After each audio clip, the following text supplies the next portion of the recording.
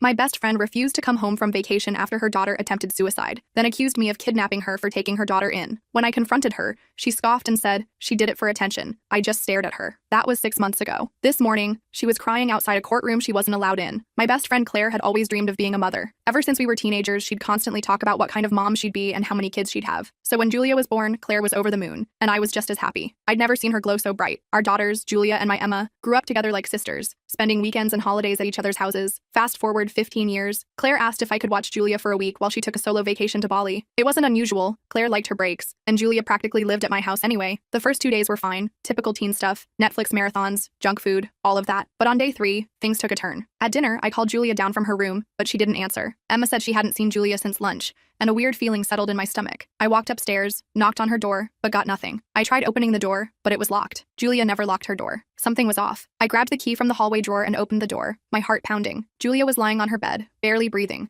surrounded by empty med bottles and a folded note. My vision blurred as I dialed 911. Emma stood frozen behind me, crying, asking what was happening, but I couldn't find the words. Everything happened fast. The ambulance arrived, and I was answering questions from EMTs while frantically texting a neighbor to watch Emma. On the ambulance ride, I called Claire. She was still at the resort. Through choking sobs, I told her what happened, but instead of sounding even remotely worried, Claire hesitated, then said, "Is it really that serious? Maybe she just wanted attention." I felt my stomach drop. My head spun in disbelief. At the hospital, the doctor explained Julia needed her stomach pumped. I texted Claire immediately. Surely now she'd realize how serious it was. But Claire's next message knocked the wind out of me. Changing flights is $200. It's expensive. Plus, you don't have to go to the hospital every day. That's literally what nurses are for. I stared at my phone, my blood boiling. I wanted to scream, but I knew Julia needed me more than Claire's drama right now. I took off work, used my vacation days, and spent 3 straight nights in the hospital chair beside Julia's bed. One night, she told me she thought Claire didn't love her anymore. She asked why her mom wasn't coming back for her. I didn't know how to respond. I just hugged her, feeling a wave of anger in my chest. Throughout all this, I sent Claire constant updates, photos, and texts, but each response I got back was shorter, colder. Meanwhile, she posted beach selfies, captioning, "Living my best life." It hit me then that the Claire I knew, the devoted mom she always claimed to be, had completely vanished. When Julia was discharged, I prepared a safe, comforting room for her at my place. I tried countless times to talk to Claire about the situation, but she brushed it off every time. Claire finally showed up at my house, a full day after landing, deeply tanned and relaxed. She gave Julia an awkward half-hug, then immediately asked about the luggage she'd left before vacation. As I explained Julia's recovery plan, Claire's eyes darkened, her jaw tightening with every word. Suddenly, Claire snapped. She stood up, accusing me of parenting her child behind her back. Her voice got louder,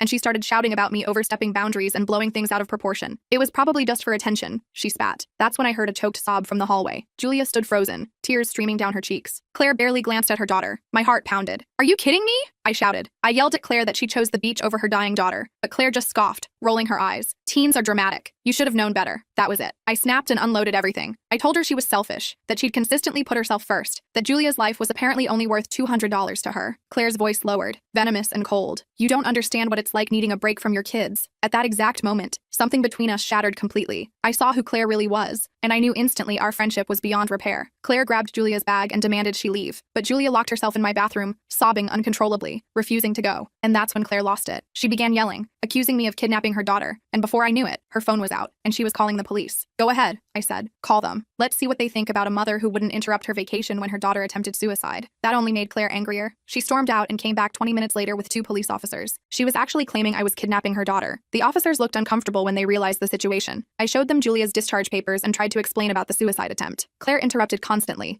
spinning some tale about me being obsessed with her daughter and trying to replace her as Julia's mother. "Ma'am, where is the minor now?" one officer asked. "She locked herself in the bathroom because she's afraid to go with her mother," I explained. The female officer asked if she could try talking to Julia. She knocked gently on the bathroom door. "Julia, I'm Officer Martinez. Can we talk for a minute?" After some coaxing, Julia unlocked the door. She looked terrible, red-faced and trembling. The moment she emerged, Claire started in on her. "Julia, stop this ridiculous behavior right now. You're causing a scene for no reason." The officers exchanged glances. The female officer suggested they talk to Julia privately. Claire objected, but the male officer firmly told her they needed to hear from Julia directly. While they were talking, Claire paced the hallway, loudly complaining about me poisoning her daughter against her. Emma, who'd been sitting quietly in the waiting area, started recording Claire on her phone without anyone noticing. After about 15 minutes, the officers returned with Julia. Officer Martinez said, "This seems beyond our jurisdiction. This is is a family matter that needs professional intervention. She made a call, and a CPS worker named Ms. Thompson arrived about an hour later. Ms. Thompson interviewed Julia privately, while Claire continued her tirade about me in the hallway. When Ms. Thompson finished talking with Julia, she suggested that Julia stay somewhere she felt safe for 72 hours, while proper evaluations could be conducted. Claire looked like she might explode, but apparently realized making another scene in front of CPS wouldn't help her case. Fine, 72 hours. But I want to get some of her things from the guest room. I didn't trust Claire to be alone anywhere near Julia, so I went with her to collect Julia's belongings from my house. As soon as we were upstairs, Claire turned on me. You think you've won? I'm going to destroy your life for this. Julia is my daughter, not yours. I'll make sure everyone knows what kind of person you really are. What Claire didn't know was that Emma had followed us upstairs and was recording from the hallway. On the recording, you can clearly hear Claire say, "I don't even want to deal with a moody teenager. Do you think I enjoy this?" When Claire left, she slammed every door she could find and peeled out of our driveway fast enough to leave tire marks. Her parting words were that she'd be back with real authorities who would take her side. I called my sister immediately. She's a family attorney, and I needed advice ASAP. She told me to document everything, every text, every interaction, every witness, start a journal, save screenshots, record dates, and times of everything. That night, my phone blew up with messages from mutual friends. Claire had started posting on social media that I was mentally unstable and had kidnapped her daughter. Some friends were asking what was going on. Some were already taking Claire's side, and others were sending supportive messages. I couldn't believe how quickly everything had fallen apart. Just a week ago, Claire and I were planning our annual summer beach trip together. Now she was publicly accusing me of kidnapping, and I was hiding her daughter from her. The next morning, I took Julia to her scheduled therapy appointment. I was waiting in the reception area when Claire barged in, demanding to participate in the session. I'm her mother. I have every right to be there. The therapist, Dr. Chen, came out to the waiting room when she heard the commotion. She calmly asked to speak with Claire privately before making any decisions. Claire went with her, leaving me and Julia in the waiting room. "Are you okay?" I asked Julia. She looked down at her hands. "There's something I haven't told anyone," she whispered. "The reason I did what I did, I found messages on Mom's phone. She was texting her friend Leah about how much she resents being a mother, how she wishes she could just leave and never come back. My heart broke for her. Julia, I'm so sorry. I'm scared to tell the therapist or the CPS lady. What if they make me go to a foster home or something?" I took her hand. "You should tell Dr. Chen everything. The more she knows, the better she can help. And you always have a home with us, no matter what." About 20 minutes later, Dr. Chen emerged looking concerned. Claire stormed out behind her, yelling that Dr. Chen was biased and unprofessional. She didn't even look at Julia as she left. Dr. Chen asked to speak with both Julia and me. She recommended continued professional support for Julia and suggested it would be best if Julia remained in a stable, supportive environment, meaning our home, at least temporarily. Back at my house, we got a notice that Claire had filed for an emergency custody hearing. I started to panic, but then Ms. Thompson from CPS called. She explained that Dr. Chen had filed a report expressing serious concerns about Claire's parenting. The emergency hearing had been postponed pending a formal investigation. That should have been a relief, but it just marked the beginning of the battle. Claire started calling and texting Julia constantly, alternating between guilt trips, "I guess you don't love me anymore," and love bombing, "You're my whole world, baby girl." Then she'd switch to messages like, "Stop exaggerating what happened," and "You're making me look bad." Julia showed me all the messages, and I helped her block her mother's number while documenting everything for CPS. It broke my heart to see Julia having to protect herself from her own mother. News about the situation spread through our social circle. Most of our friends were supportive once they understood what had happened, but Claire managed to convince a few people that I was trying to steal her daughter. These friends started calling me and even showing up at my house to talk some sense into me. One afternoon, I decided to take the girls for ice cream, hoping to get away from the stress for a bit. In the parking lot of the ice cream shop, we ran into Claire's best friend, Megan. She immediately pulled out her phone and started filming us, yelling about parental alienation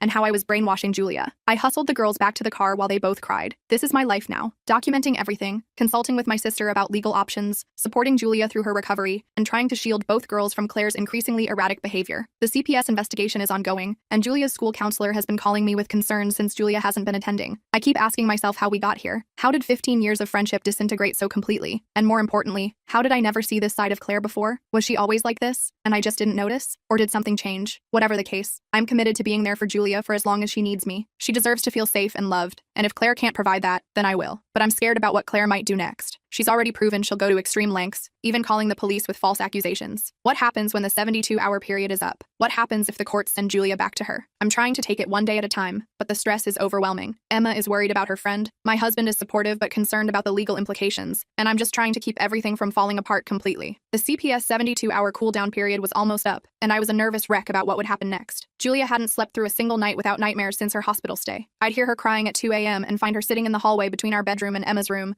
not wanting to wake anyone but too scared to be alone. My husband Rob was amazing through all this, making Julia's favorite pancakes in the mornings and helping both girls with homework to keep some sense of normalcy. The night before the 72 hours were up, Julia had the worst panic attack I'd ever seen. She couldn't breathe, her whole body was shaking, and she kept saying, "Please don't make me go back," over and over. After we finally got her calmed down and back to sleep with Emma keeping her company, Rob and I sat at our kitchen table feeling completely helpless. What if they make her go back to Claire? I whispered, not wanting the girls to overhear. You saw her tonight. She's terrified. Rob squeezed my hand. We'll figure something out. Your sister's coming tomorrow morning, right? She'll know what to do. My sister Natalie arrived at 7 a.m. sharp the next day, looking every bit the tough attorney in her navy pantsuit. She'd brought a stack of papers and her laptop, turning our dining room into a makeshift law office. She went through everything we'd documented so far and nodded approvingly. You did good keeping records, she said, reviewing the screenshots of Claire's messages and Emma's recordings. This will help, but I need to prepare you. Family court can be unpredictable. Biological parents get a lot of leeway. Ms. Thompson from CPS arrived at 9 a.m. for a follow-up assessment. She interviewed Julia again, then asked to speak with me and Rob. Her expression was serious but sympathetic. Based on my preliminary investigation and Dr. Chen's report,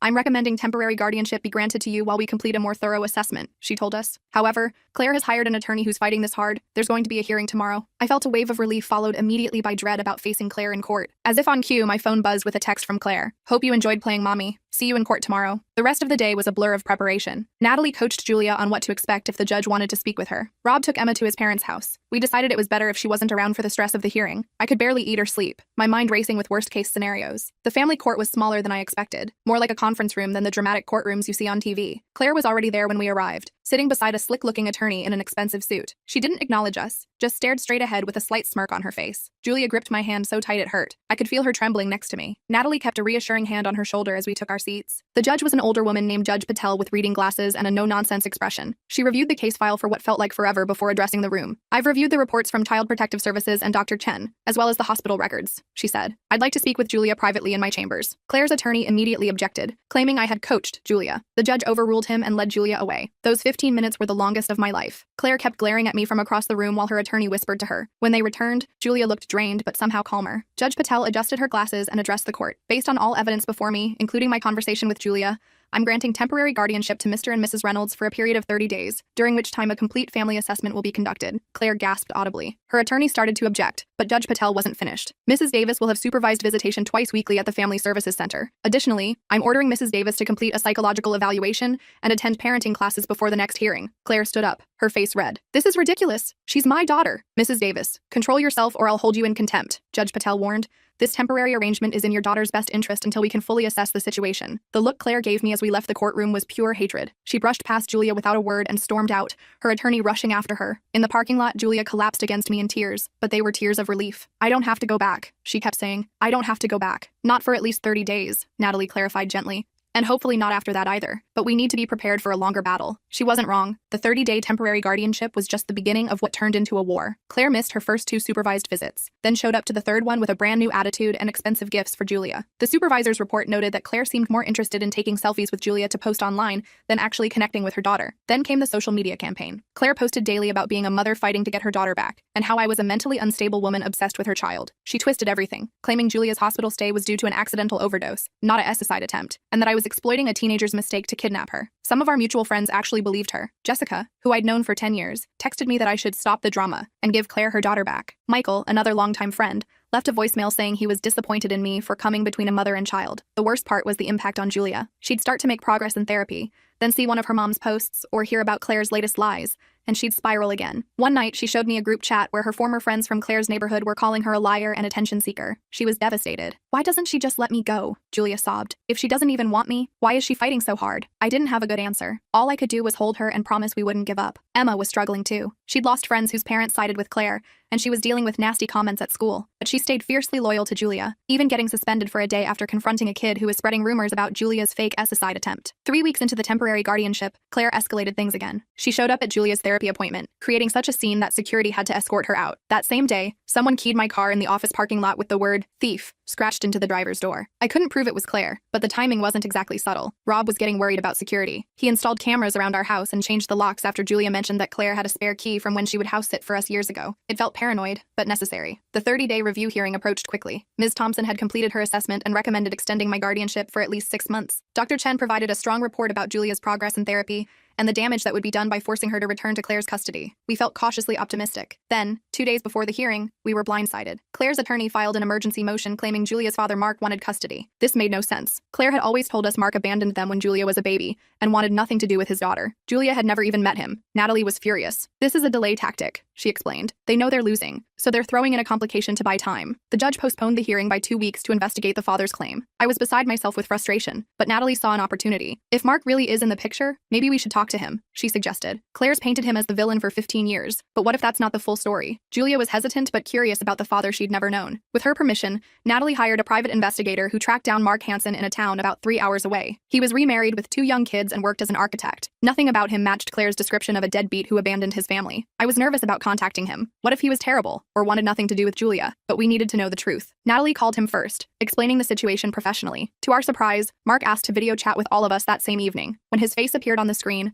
I was struck by how much Julia resembled him. Same green eyes, same chin. He looked nervous, but eager. "Julia," he said, his voice catching. "I can't believe it's really you." Julia was speechless, staring at the father she'd never met. I squeezed her shoulder supportively. Mark explained his side of the story, and it was nothing like what Claire had told us. He and Claire had dated in college, and she got pregnant unexpectedly. They tried making it work, but split up when Julia was 2. He paid child support and had regular visitation until Julia was 4. Then Claire got a job opportunity in our city and moved 200 miles away. She promised we'd work out a new visitation schedule, Mark explained. But then she started making excuses. Julia was sick, she had plans, the timing wasn't good. Eventually, she stopped answering my calls completely. He'd hired an attorney and fought for visitation, but Claire kept changing addresses and jobs. He sent birthday and Christmas gifts that were never acknowledged. When Julia was 7, he received a cease and desist letter from Claire's attorney claiming his harassment was causing Julia emotional distress. The letter said Julia was afraid of me and didn't want contact, Mark said, his voice breaking. I didn't want to traumatize my daughter, so I backed off. I kept paying child support through the state system, but Claire made it clear I wasn't welcome in Julia's life. He showed us a box of returned letters and cards he'd sent over the years. He'd kept track of Julia through distant mutual friends and social media,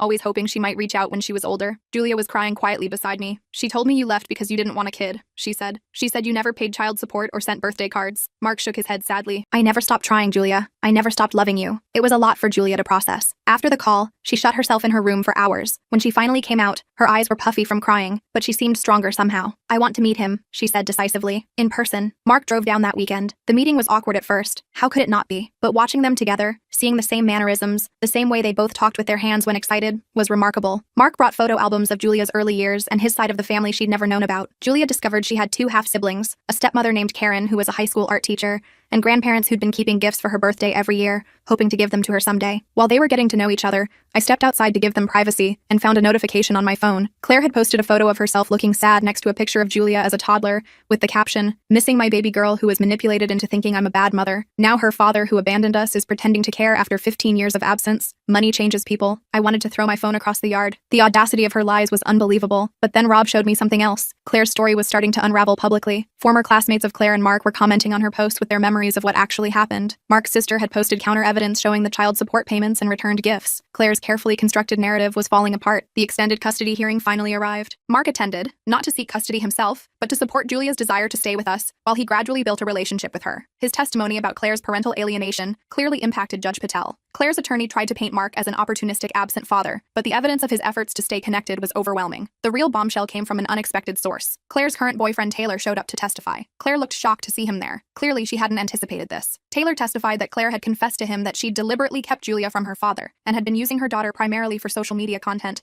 about being a dedicated single mom. Claire completely lost it in the courtroom, screaming that Taylor was lying because she dumped him. Judge Patel had to threaten her with contempt of court again to restore order. When the dust settled, Judge Patel extended my guardianship of Julia for 6 months, with Claire limited to supervised visitation once a week. She also granted Mark visitation rights and ordered family therapy for all parties involved. Claire was required to complete parenting classes and individual therapy before the court would reconsider her custody position. Outside the courtroom, Claire stormed up to me, her face twisted with rage. "This isn't over," she hissed. "You've turned everyone against me, but I'll get my daughter back." Mark stepped between us. "Claire, that's enough. This isn't about you versus Sarah. It's about what Julia needs right now." Claire ignored him, focusing her fury on me. "You think you're so perfect. Such a great mother. I'll make sure everyone knows the truth about you." Taylor, who was still nearby, pulled Claire away before security needed to get involved. I was shaking as we left the courthouse, but Julia looked calmer than she had in weeks. She'd stood up to her mother in court, telling Judge Patel clearly that she didn't feel safe with Claire and wanted to stay with us. It had taken tremendous courage. Life settled into a new normal for a few weeks. Julia continued therapy twice weekly. She started visiting Mark and his family on occasional weekends, building a relationship gradually. She even returned to school part-time, with a modified schedule and support from the school counselor. Claire, meanwhile, attended exactly 1 parenting class before dropping out. She skipped her first 2 supervised visits with Julia,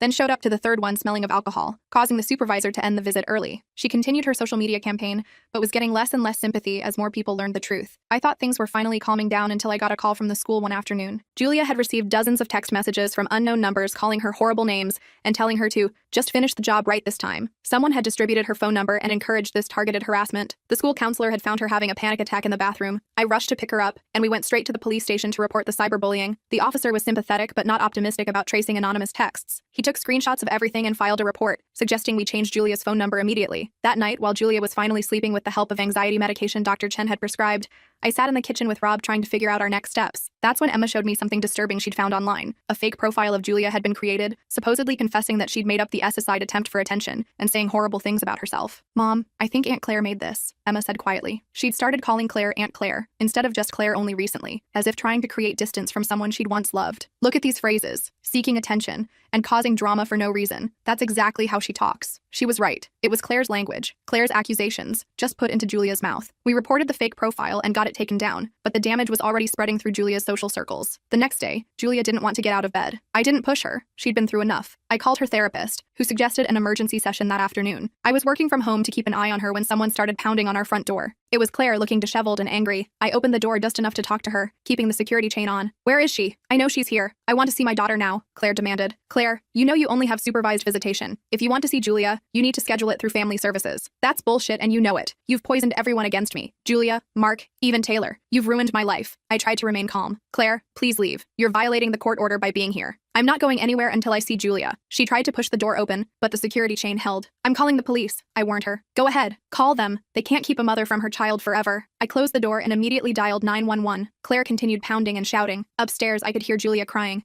I texted Rob, who was at work, letting him know what was happening. The police arrived within minutes. Claire immediately switched to a tearful, vulnerable persona, claiming she was just a concerned mother trying to check on her daughter after hearing she wasn't in school. The officers, thankfully, had been briefed on our case and knew about the court orders in place. They firmly but politely escorted Claire off our property, warning her that she could be arrested if she returned. As they were leaving, Claire looked back at the house and shouted, "I'll never stop fighting for her. Never." The incident shook all of us. Julia was terrified that Claire would come back when the police weren't around. Emma was angry, saying she wished Claire would just disappear. Rob started talking about installing better security systems, maybe even moving to a different neighborhood. Dr. Chen suggested that Julia write a letter to Claire, not to send, but to express all her feelings that she'd been bottling up. Julia spent hours on it, filling pages with years of hurt, confusion, and anger. When she finally let me read it, I was struck by her insight and maturity. "I think I understand now," she wrote. "Mom never really wanted me for me. She wanted what I represented, the perfect daughter for her perfect mom image. When I started having my own problems and opinions, I didn't fit her story anymore. But I'm not a character in her story. I'm a real person." Reading those words broke my heart, but also filled me with pride for this incredible young woman. Despite everything, Julia was finding her voice and her strength. A week later, we got news that would change everything again. The police had traced the anonymous harassing text to a burner phone purchased at a convenience store near Claire's apartment. The store had security footage of Claire buying the phone. Additionally,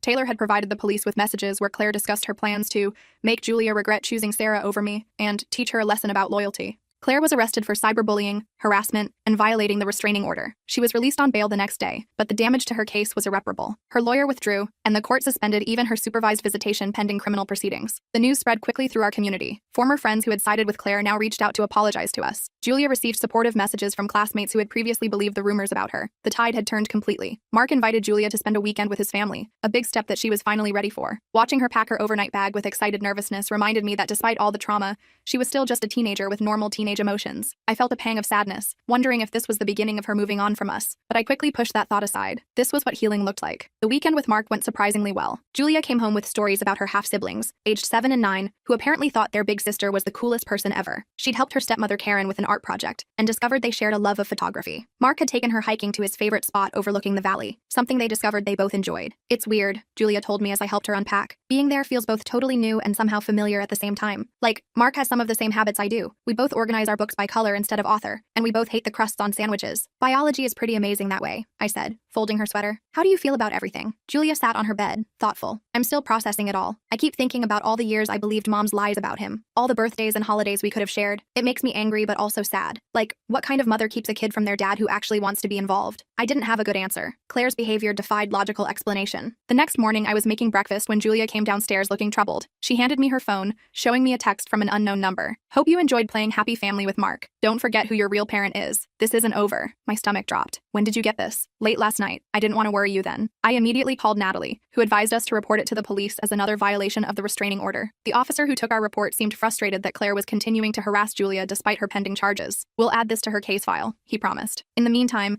I'd suggest Julia gets a new phone number again." 2 days later, we received notice that Claire had checked herself into a mental health facility, claiming emotional distress. Her criminal hearing was postponed, and her attorney, she'd hired a new one, filed a motion claiming she needed treatment, not punishment. I had mixed feelings about this development. Part of me wanted Claire to get the help she obviously needed. Another part suspected this was just another manipulation tactic to gain sympathy from the court. Either way, it gave us a temporary reprieve from her harassment. Julia used this calmer period to focus on school and building relationships with both her dad and her friends. Some days were better than others. She still had nightmares and anxiety attacks, but they were becoming less frequent. Dr. Chen noted significant progress in their sessions. Claire remained in the mental health facility for 3 weeks. Upon her release, she was diagnosed with narcissistic personality disorder and prescribed medication and therapy. Her criminal case resulted in a plea deal, probation and mandatory mental health treatment, plus an extended restraining order preventing her from contacting Julia in any way for 1 year. The custody situation became more complicated. With Mark now actively involved, he petitioned for shared custody with us. Claire's attorney fought to maintain her parental rights despite her restricted access. Judge Patel ordered a comprehensive family evaluation to determine the best permanent arrangement for Julia. Through all this legal maneuvering, Julia remained with us, gradually spending more time with Mark and his family. Claire complied with her treatment plan superficially,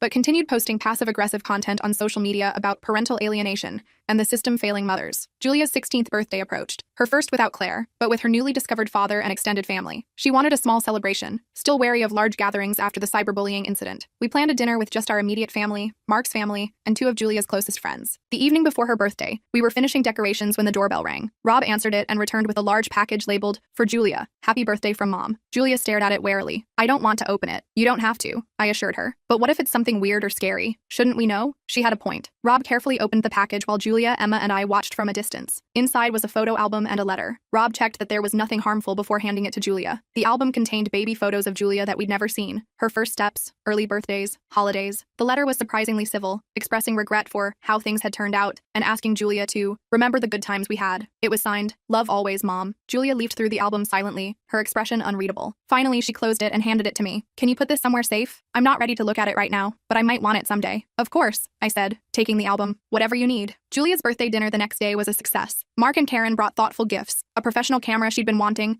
and a handmade quilt with fabric from her grandparents' old clothes, creating a connection to the family history she'd missed. Emma gave her a friendship bracelet she'd made herself, with charms representing inside jokes only they understood. Rob and I gave her a letter officially inviting her to live with us for as long as she wanted, along with a key to our house on a special keychain. It wasn't the most exciting gift, but the symbolism meant everything to Julia. She hugged us both for a long time, whispering "thank you" over and over. As the custody evaluation continued, we settled into a routine. Julia split weekends between our home and Mark's, with special occasions shared between both families. Claire remained on the periphery, completing her court-ordered treatments and occasionally sending appropriate cards or messages through her attorney. 6 months after Julia's SSI attempt, the final custody hearing was scheduled. The evaluator recommended a unique arrangement. Primary physical custody would remain with us since Julia was settled in our home and doing well, with regular visitation with Mark and his family. Claire would be allowed monthly supervised visits once she completed her treatment program, with the possibility of expanded access after a year of demonstrated stability. In the courtroom, we braced for Claire's objections, but she surprised everyone by accepting the arrangement without argument. She looked different, calmer, less polished, more authentic somehow. When given the chance to address the court, she actually apologized. "I recognize that my behavior has hurt my daughter," she said, her voice steady. "I've been focusing on what I wanted, rather than what Julia needed. I'm committed to getting better so I can be the mother she deserves, even if that looks different than I imagined." Judge Patel seemed impressed by Claire's statement and approved the custody arrangement, with periodic court reviews to ensure everyone was adhering to the terms. Outside the courtroom, Claire approached us cautiously. Julia tensed beside me, and I put a protective arm around her shoulders. "Julia, I know you don't believe me right now, and I don't blame you," Claire said, "but I'm trying to change, really trying. I hope someday you'll give me another chance to be in your life." Julia nodded stiffly but didn't speak. Claire seemed to accept this, turning to leave without pushing for more. As we walked to our car, Julia was quiet. Finally, she said, "Do you think she meant it? About changing?" "I don't know," I answered honestly. "People can change if they really want to and put in the work, but it takes time to rebuild trust once it's broken." "I'm not ready to forgive her," Julia said firmly. "Maybe someday, but not now." "That's completely valid," I assured her. "You don't owe her forgiveness on any timeline but your own." That night, I found Julia sitting on our back porch swing, looking at the stars. I sat beside her, and we swung quietly for a few minutes. "Sarah," she said finally, "thank you for saving my life. Not just that night, but every day since." I wrapped my arm around her, my throat tight with emotion. "You're the one who did the hard work, Jules. I'm just grateful I get to see the amazing person you're becoming." "I used to think I didn't matter to anyone," she said softly. "Now I know that's not true." As we sat there under the stars, I reflected on how differently things might have turned out if I hadn't found Julia that night, if I'd respected Claire's parental authority despite my concerns, if I'd backed down when faced with police and accusations. The thought was unbearable. Our journey was far from over. Julia still had a lot of healing to do. The relationship with her father was still new and developing. Claire remained an unpredictable factor in our lives, but for the first time in months, I felt genuine hope for Julia's Julia's future, and for all of us. The broken friendship with Claire would always be a painful chapter in my life. I mourned the loss of the person I thought she was, the years of shared memories and trust, but in its place, something stronger had formed, a chosen family built on genuine care rather than obligation or image. And watching Julia blossom in that environment made everything we'd been through worthwhile. The broken friendship ending. For the next couple of months, things were actually pretty stable. Julia was attending therapy regularly, and her therapist reported good progress. She'd even started going back to school full-time, though we'd arranged with the administration that she could call me to pick her up if things got overwhelming. Mark was proving to be an amazing dad, patient, thoughtful,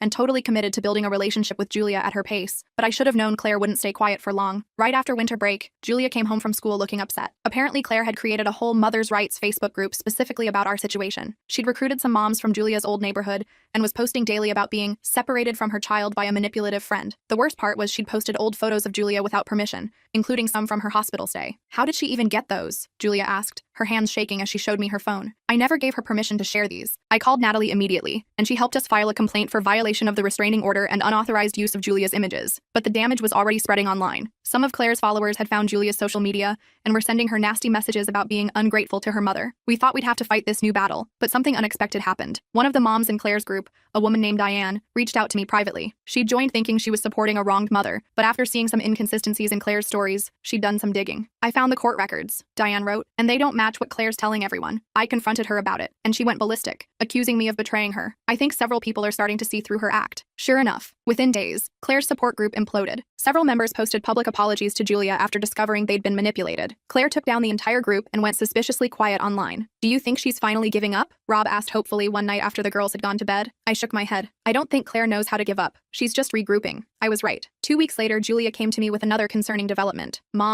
Sarah, she corrected herself, though secretly, my heart swelled a little whenever she accidentally called me Mom. Claire's been emailing my teachers. She showed me her school email, which included a forwarded message from her English teacher. Claire had contacted every one of Julia's teachers, claiming she was concerned about her daughter's academic performance and requesting regular updates on assignments and grades, despite the court order specifying all educational information should go through me or Mark. The school administration was amazing once I explained the situation. They sent out a staff-wide alert about Claire and reinforced their security protocols to prevent her from accessing Julia's records or the building itself. Claire's next move came during Julia's therapy session. Dr. Chen called me immediately afterward, sounding troubled. I wanted to let you know that Claire somehow obtained my professional email address and sent me a lengthy message containing what she claims is Julia's history of manipulation and attention-seeking behavior. It's highly inappropriate, and I reported it to the court. Julia was devastated when she found out. She's trying to turn everyone against me, she whispered, hugging her knees to her chest. Even my therapist. But it's not working, I pointed out gently. Dr. Chen saw right through it. Everyone who matters knows the truth about you, Julia. That seemed to help, but I could see the toll this constant battle was taking on her, and on Emma too. My daughter had been Julia's rock through everything, but I noticed she was becoming anxious about her own reputation at school after Claire started suggesting online that Emma was a bad influence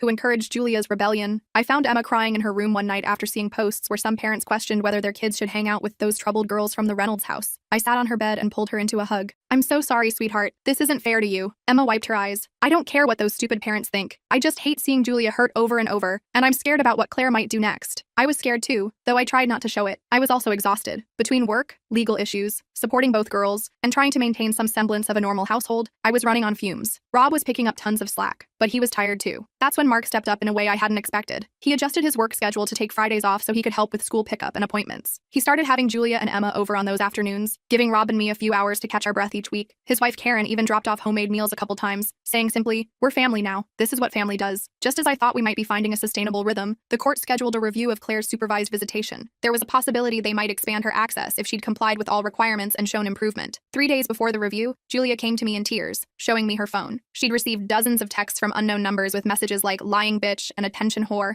and everyone knows you're making this up. Some even contained threats. Maybe you should try killing yourself for real this time. I was horrified and immediately called the police. They took a report and said they'd try to trace the numbers, but admitted these harassment campaigns were often difficult to track. We got Julia a new phone number the same day, but the damage was already done. She had nightmares that night and could barely function the next day. At the visitation review hearing, we presented evidence of the harassment. The phone company had traced the text to a burner phone purchased at a convenience store near Claire's apartment. The store's security footage clearly showed Claire buying the phone, wearing a baseball cap but still easily identifiable. Claire's attorney tried to argue there was no definitive proof she'd sent the messages, but the judge wasn't buying it. Instead of expanding Claire's access, the judge maintained the supervised visitation schedule and ordered Claire to undergo a complete psychological evaluation before any changes would be considered. Outside the courtroom, Claire's attorney pulled me aside. "My client is experiencing financial hardship that's preventing her from attending all her mandated therapy sessions," he explained. "She's asked if you would consider reducing the child support you're receiving to offset those costs." I just stared at him. "I'm not receiving any child support. Claire hasn't paid a dime since Julia came to live with us." The attorney looked genuinely surprised. "But my client said she's been paying substantial support." "She lied to you," I said simply. "Check the court records." That evening, Julia seemed unusually quiet after her supervised visit with Claire. I found her sitting on her bed, staring at the wall. "Everything okay, sweetheart?" I asked, sitting beside her. Julia hesitated. She seemed different today, like really calm and nice. She brought some of my old books from when I was little and talked about normal stuff. "That sounds positive," I said cautiously. "Yeah, but..." Julia twisted her fingers together nervously. "When the supervisor went to take a phone call,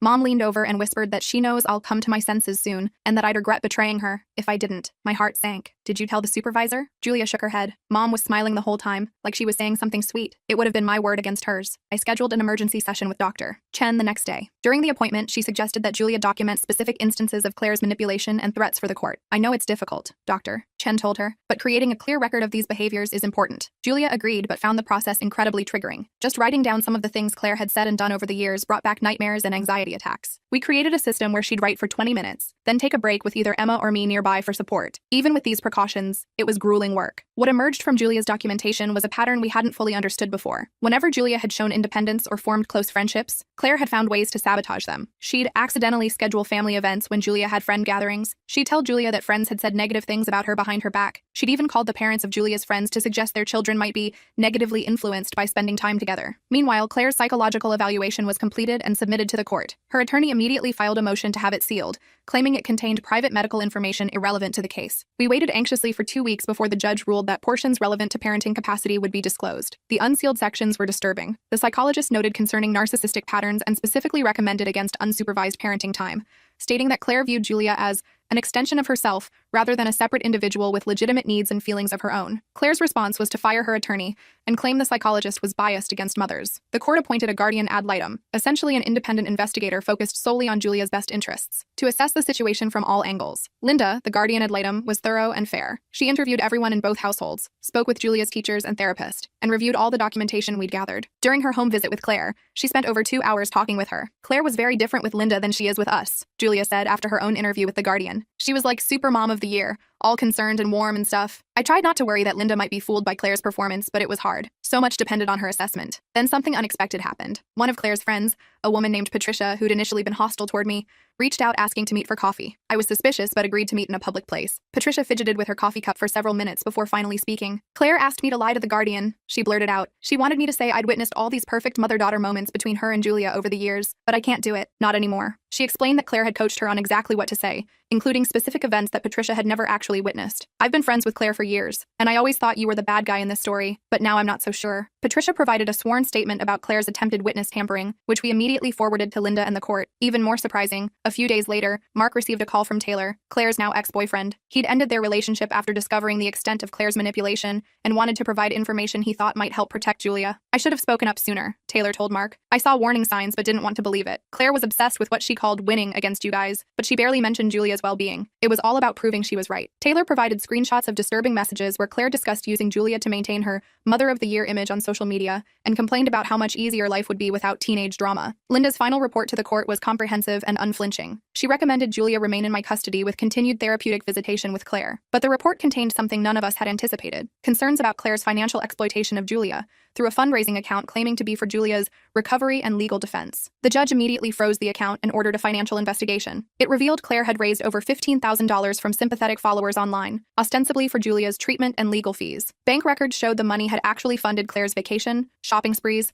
and legal representation. The court ordered Claire to repay all fraudulently obtained funds and barred her from using Julia's name or image online for any purpose. When news of the financial exploitation spread through our community, public opinion finally shifted decisively in our favor. With her reputation crumbling, Claire made a show of recommitting to her court-ordered therapy and parenting classes. Her new therapist reported she was attending sessions but showed minimal engagement or insight. The court maintained all supervision requirements despite Claire's protests that she was doing everything asked of her. As Julia's 17th birthday approached, we wanted to make it special. She'd made remarkable progress in therapy and had even joined an art group for teens dealing with trauma. 2 weeks before her birthday, Claire filed an emergency motion demanding to be included in any celebration as her maternal right. The judge not only denied Claire's motion but reprimanded her attorney for abusing emergency proceedings. Still, Julia worried Claire might show up anyway and ruin the day, so Mark suggested hosting the celebration at his house in the neighboring state. The party was perfect, just friends and family, good food, and no drama. Julia seemed genuinely happy, laughing with Emma and her half-siblings, showing Karen her latest art project, and looking more relaxed than I'd seen her in over a year. When we returned home that evening, we found dozens of boxes stacked on my front porch, all labeled Julia's childhood. Inside was mostly junk, broken toys, stained clothes, even some trash. Clearly Claire's attempt to insert herself into the day, even from a distance. Classic mom, Julia said, sighing as we sorted through the mess. Always has to remind everyone she exists. As the school year progressed, Julia started talking about college. She wanted to visit some art schools on the East Coast, which would require adjusting the custody agreement for out-of-state travel. We filed the appropriate motions months in advance, anticipating Claire's opposition. Sure enough, Claire fought the college visit request, claiming Julia was too emotionally fragile to travel far from home. The guardian ad litem strongly disagreed, noting Julia's excellent academic recovery and emotional growth. The judge not only approved the college visits but praised Julia's resilience in court, making her blush with pride. During their third college visit, Julia received multiple calls from an unknown number,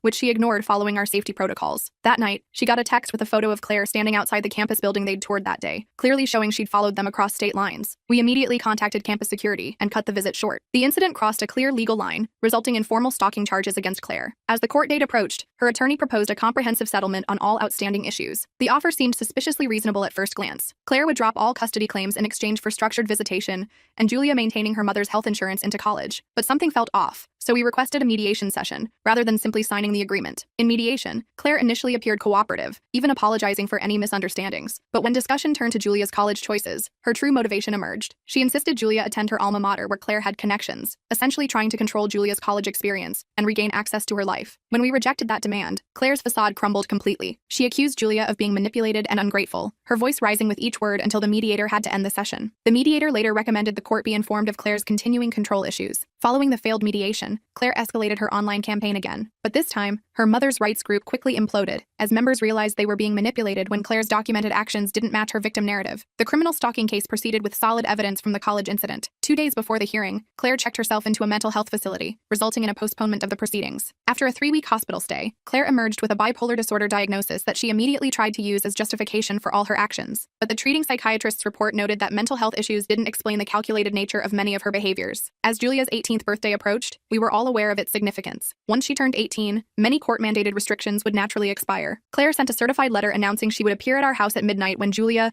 legally became an adult and could make her own choices without interference. We obtained an extended restraining order based on the continuing pattern of harassment and Julia's legitimate fear for her safety. But at 12:01 a.m. on Julia's birthday, Claire pulled up outside our house anyway, honking and shouting that she had a right to see her adult daughter. I called the police while Mark, who'd come over for backup just in case, stood at the door ensuring Claire couldn't enter. When officers arrived, Claire actually handed them a document she claimed was a court order granting her access. The officers quickly identified it as fraudulent and warned her about potential criminal charges for creating false legal documents. The fake court document incident resulted in formal charges. Rather than another lengthy court battle, the prosecutor offered a plea deal including mandatory psychiatric treatment and a 5-year restraining order. At the hearing, Julia delivered a powerful victim impact statement that left everyone in the courtroom emotional. "My mother has always seen me as an extension of herself, not as my own person," she said in a clear, steady voice. "When I didn't reflect the image she wanted, she tried to break me rather than accept me. But I hope someday she gets the help she needs, not just for my sake, but for hers." The judge commended Julia's maturity while accepting the plea deal with additional monitoring requirements. With legal matters finally concluded, Julia focused on her future. She applied to several art schools, struggling a bit with essay questions about family and challenges, but ultimately crafting honest responses that showcased her resilience. College acceptance letters started arriving in spring, with Julia receiving scholarships to 3 schools, including her top choice. The excitement was briefly tempered when we learned Claire had contacted the admissions office claiming Julia's applications contained fraudulent information, but the school quickly dismissed these allegations after we provided documentation. Julia chose a school 4 hours away, close enough to visit regularly, but far enough to feel independent. During orientation, she connected with the school's counseling center and student support services, establishing safety nets before classes even began. 2 weeks before move-in day, Claire sent a seemingly heartfelt letter apologizing and asking to meet just once before Julia left for college. But the letter contained subtle manipulations we'd learned to recognize, and Julia declined the meeting while acknowledging the apology. On moving day, as we packed the car with Julia's belongings, we spotted Claire's car parked down the street. late. Mark drove ahead to ensure she didn't follow us to campus, while I stayed with Julia, refusing to let Claire taint this milestone. After getting Julia settled in her dorm room, I found it hard to say goodbye. This wasn't how I'd imagined sending a child to college. All the complicated emotions of a normal send-off, plus the extra layer of protectiveness I felt toward this girl who'd become like my own daughter. I'm going to be okay, Julia assured me, recognizing my hesitation. I know what healthy relationships look like now, thanks to you and Rob and Mark and Karen. And you'll call if you need anything? Anything at all? I promise, she said, hugging me tight. You're my family. That doesn't change because I'm in college. During her first month at school, Julia discovered Claire had somehow found her address and sent a package of childhood items. Campus security implemented mail screening and provided extra monitoring of her residence hall, but Julia handled the situation with remarkable composure. By Thanksgiving, when Julia returned home for the break, she seemed more confident and independent. She was thriving academically